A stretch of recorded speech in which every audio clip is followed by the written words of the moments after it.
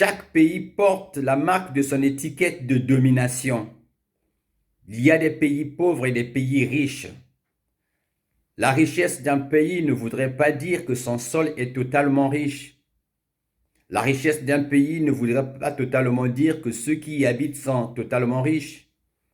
La pauvreté d'un pays ne veut pas dire que des gens qui y habitent sont totalement pauvres ou que le sol de ce pays est totalement pauvre.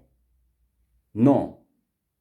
Des individus sont opposés à des problèmes de répartition de la richesse sur la terre et à des problèmes de repartage des richesses sur la terre. En réalité, la richesse humaine se différencie de la richesse territoriale.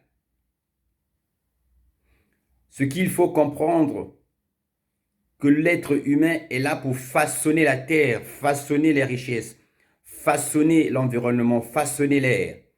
Mais l'être humain n'est pas là pour se disputer de ses richesses jusqu'à se donner des morts par des guerres, par des contradictions, par des mécanismes liés à des phénomènes sociaux, c'est-à-dire des rapports de dominant-dominé, des rapports de lutte des contraires, des rapports de méchanceté. On devient méchant pas par sa propre volonté, comme l'avait dit un certain nombre de gens, mais on est involontairement méchant.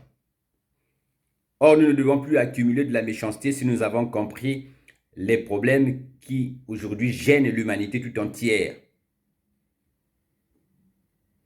C'est pour cette raison que j'avais dit qu'il faut nécessairement mettre en place l'universalisme des biens, mettre en place la communauté de richesse et mettre en place l'universalisme des prix pour arriver à sauver l'humanité des guerres quotidiennement liées à des intérêts personnels. C'est pour cette raison que j'attire plus l'attention de ceux qui détiennent les richesses de la terre et ceux qui ont le secret de la fabrication